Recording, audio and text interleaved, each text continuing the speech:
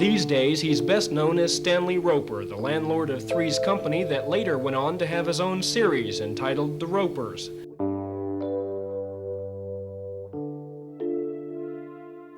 Before his death, Norman Fell, the man millions knew as Mr. Roper, shared a truth he had kept quiet for years. Fans always wondered why he walked away from Three's Company at the height of its success. Was it his choice? Was it the networks? Or was something bigger happening behind the scenes? Join us as we uncover why Norman Fell truly left Three's Company and what he finally admitted before he passed. Before the spotlight. Norman Fell was born Norman Noah Feld on March 24, 1924 in Philadelphia, Pennsylvania. He grew up in a Jewish family. Sources note his father Samuel was an Austrian Jewish immigrant and his mother was Edna.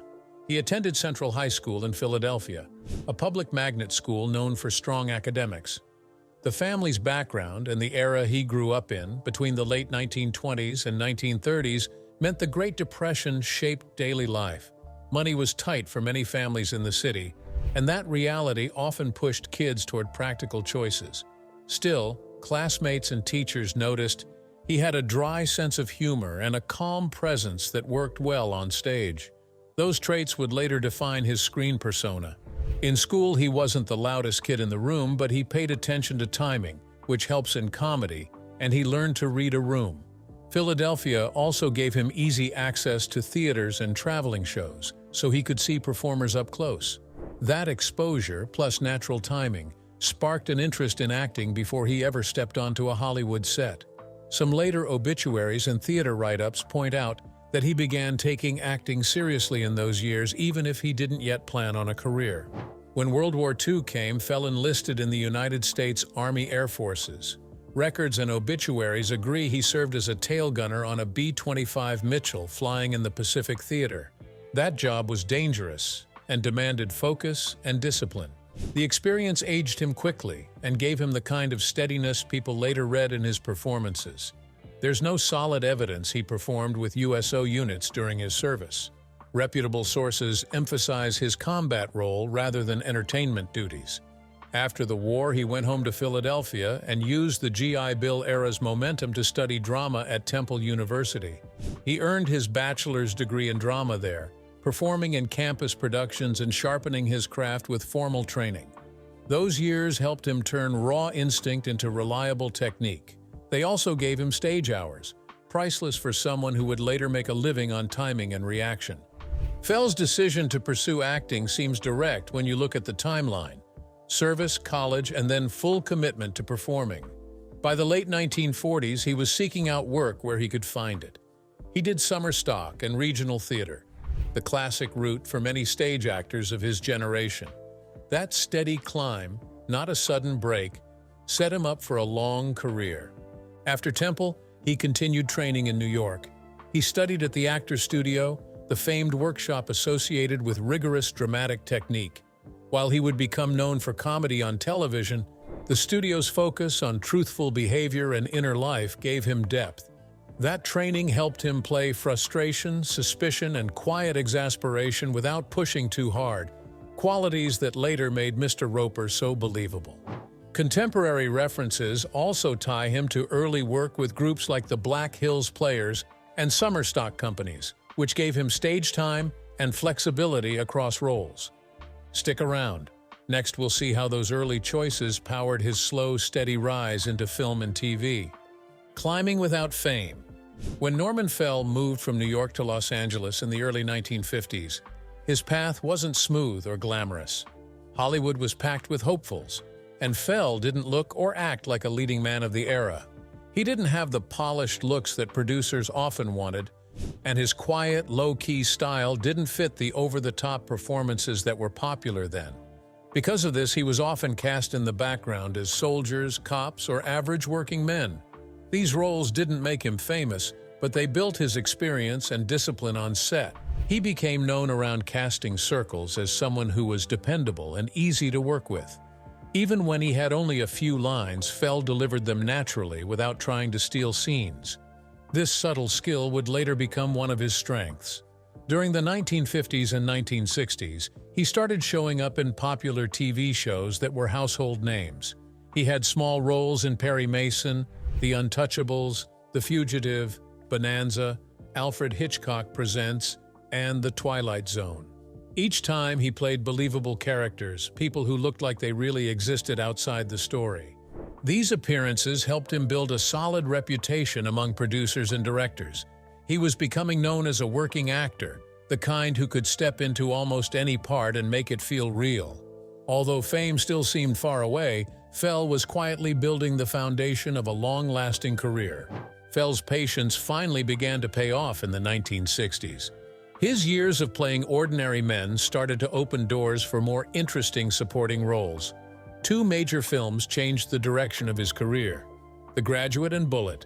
In The Graduate, Fell played Mr. McCleary, the landlord who questions Benjamin Braddock about his unusual behavior. It was a short scene, but Fell's natural suspicion and flat, dry humor made it memorable. He didn't need to overact. His deadpan delivery was enough to get a laugh without forcing it. People noticed. Critics began to mention his skill for underplaying a scene, making moments feel funny and human without shouting for attention. Then came Bullet, the crime thriller starring Steve McQueen. Fell played Captain Baker, a police superior whose mix of authority and quiet irritation matched the movie's realistic tone. Again, he wasn't the star, but he stood out because his reactions felt genuine. By the end of the 1960s, casting agents knew they could rely on Fell for any supporting role that needed subtle emotion, dry wit, or believable authority. He was also getting more offers for television movies and guest spots on dramas and comedies. Industry peers began to call him a character actor, someone who might never be a leading man, but who added depth and believability to every project. Within the industry, that label carried respect. He had built a name for professionalism, reliability, and a knack for quiet humor. By the early 1970s, Norman Fell was one of those actors whose face audiences recognized instantly, even if they couldn't always remember his name. As the 1970s began, television comedy was changing. Sitcoms were becoming sharper and more grounded in reality, with stories focused on ordinary people and small misunderstandings rather than exaggerated slapstick. Norman Fell's style fit perfectly into that shift. He wasn't a clown, he was a straight-faced observer of chaos, which made him naturally funny. By this time, Fell's on-screen personality had fully formed. He played men who were often gruff on the outside but had a hidden warmth underneath. He could show irritation or confusion without turning mean, which made his characters strangely lovable. Casting directors began to see him not just as a background player, but as someone who could carry scenes and even anchor a sitcom. He had finally reached the moment where all his quiet work would turn into real recognition. Love Behind Doors. Norman Fell's personal life was quieter and more complicated than his career suggested.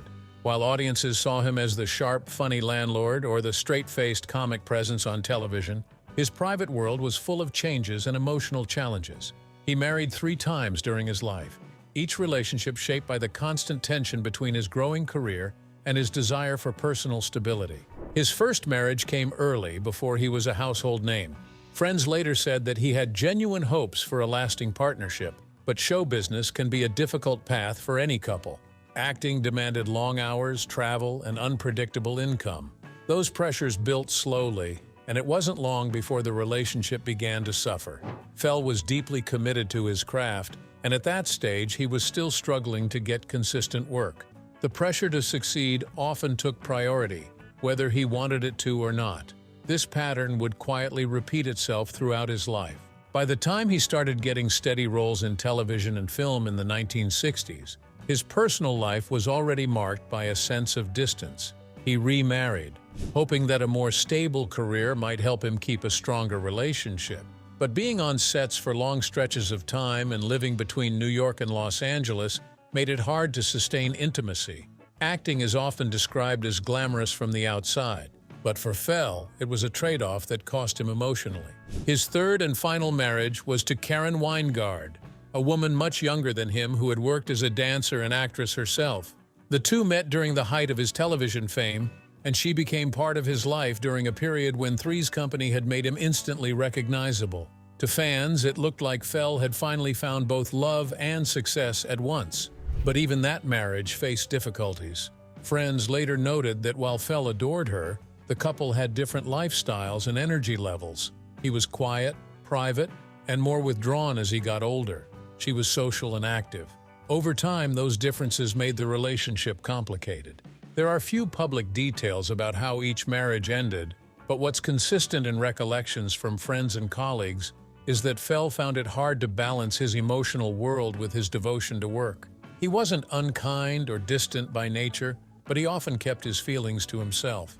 Some of his close friends said that Fell regretted how much time he gave to his career at the cost of relationships that could have brought him more peace. He rarely spoke about his personal life in interviews, but when he did, he admitted that acting often came first, sometimes without meaning for it to. Norman Fell was not a typical Hollywood celebrity. He didn't crave attention, didn't attend many public events, and never surrounded himself with large groups of industry people. When reporters or fans tried to learn more about his off-screen life, they often found him polite but reserved. He was a man who liked privacy, and even when his fame was at its peak, he lived modestly and stayed away from Hollywood's louder social circles. Friends and former co-stars described him as having a very dry, understated sense of humor. He wasn't the kind of comedian who was always on. Instead, his humor came out in small, quiet moments. He could deliver one short line that made everyone laugh because of his timing and delivery. That same quality existed in his personal life. He didn't need to be the center of attention to be funny. Emotionally, Fell was guarded. He didn't open up easily, even to people who knew him well. This emotional distance may have made his relationships harder to maintain, yet those who knew him closely said he was also loyal and caring in his own way. He didn't express affection through grand gestures, but through reliability. If you were a friend, he was steady, supportive, and dependable. In rare interviews toward the end of his life, Fell gave small glimpses into his inner thoughts. He spoke honestly about regret, not the kind that comes from career mistakes, but from time lost in personal relationships. He admitted that he often let work control his life and that he had sacrificed a lot of personal happiness for professional security. For someone who played so many warm and funny roles, those words carried a quiet sadness. Still, people who worked with him described him as kind, humble, and grateful. He didn't dwell on fame or money. He valued respect and trust. Those traits made him well-liked by crews and cast members throughout his career. Norman Fell lived a life where his public and private selves rarely matched. On screen, he made people laugh. Off-screen, he lived carefully, keeping his emotions in check but carrying quiet regret for what fame had cost him. Three's Company. By the mid-1970s, Norman Fell had been working in film and television for more than 2 decades. He was respected, but not famous. That changed when producers at ABC began developing Three's Company, an American version of the British sitcom Man About the House. The show centered on a young man sharing an apartment with 2 women, an idea that felt bold for its time and needed a landlord who could bring both authority and humor to the mix. Initially, producers weren't convinced that Fell was the right fit for the part. They liked his work in dramas and smaller comedy roles, but they weren't sure if he could play the exaggerated foolishness and timing required for sitcom rhythm. However, after several rounds of auditions, Fell's natural delivery won them over. He didn't force the jokes. Instead, he played the character of Stanley Roper as a real man, grumpy, nosy, but believable. His dry humor and calm reactions made the absurd situations around him even funnier.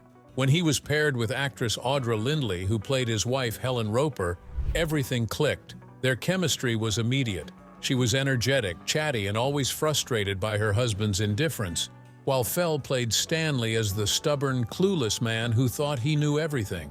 Their arguments and timing were sharp but affectionate, and they became one of the funniest couples on television almost overnight.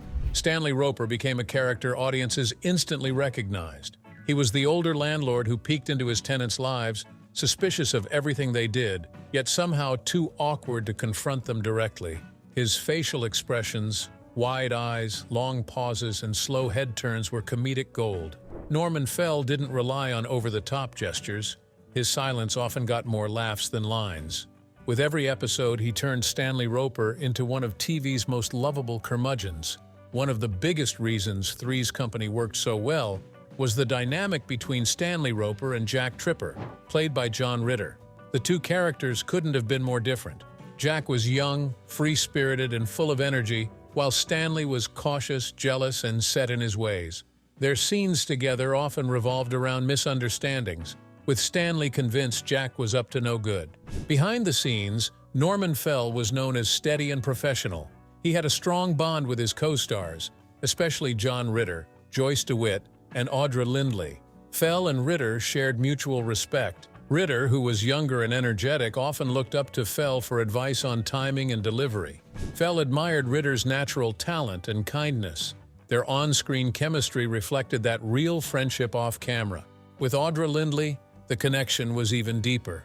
They spent countless hours rehearsing together, perfecting the rhythm that made the Ropers feel authentic.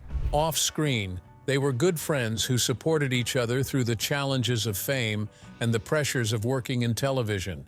Lindley often said that Fell made her laugh during takes, and he credited her for bringing warmth and spark to their scenes. Joyce DeWitt, who played Janet, remembered him as calm and kind, a quiet mentor who didn't offer advice unless it was asked for.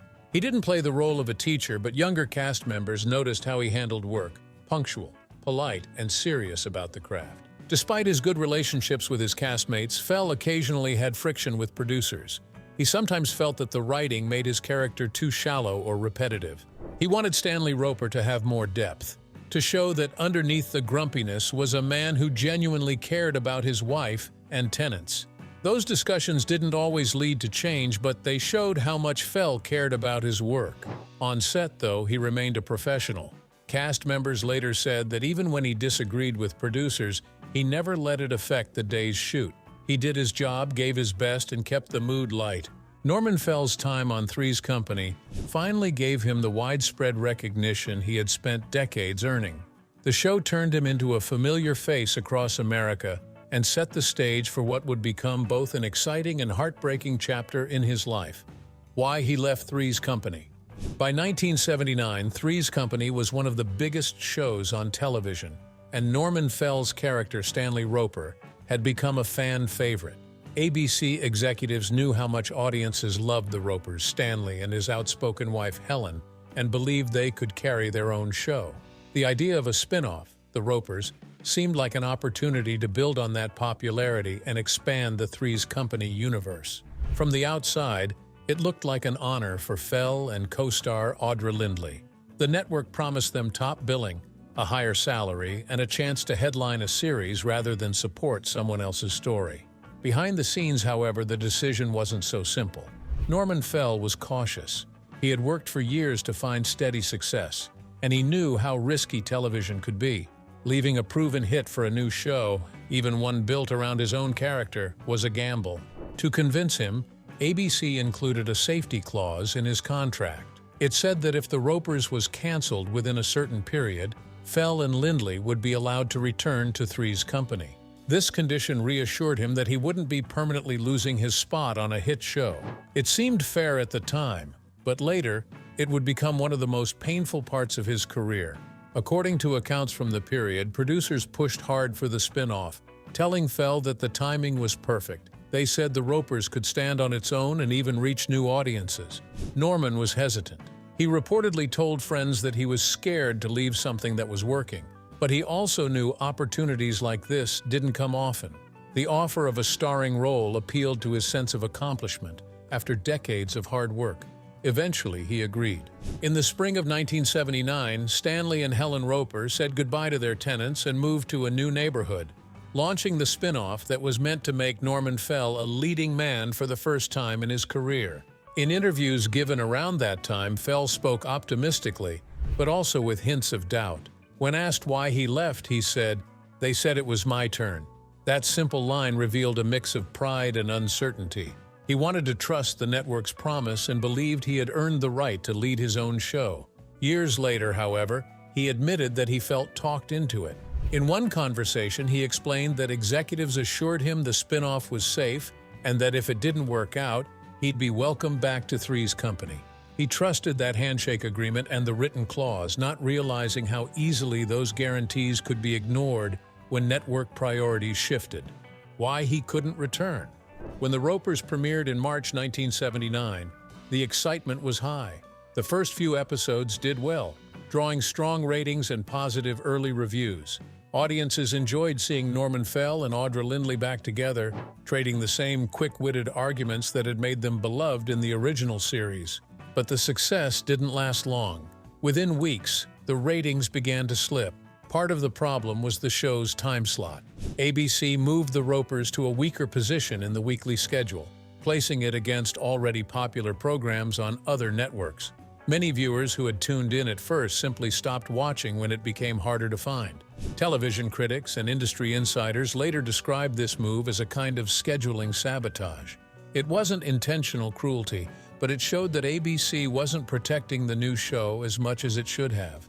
When The Ropers was canceled, Norman Fell assumed that the contract clause he'd been promised would come into effect. The clause had been written to ensure that if the spin-off failed within a specific period, reportedly a year or so, he and Lindley could return to Three's Company as regular cast members.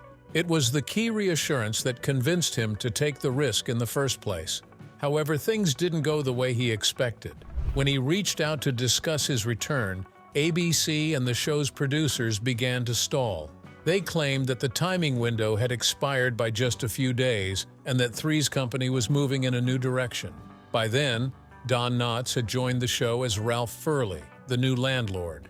Furley had been introduced as a different type of comedic character, flashier, more exaggerated, and immediately popular with audiences.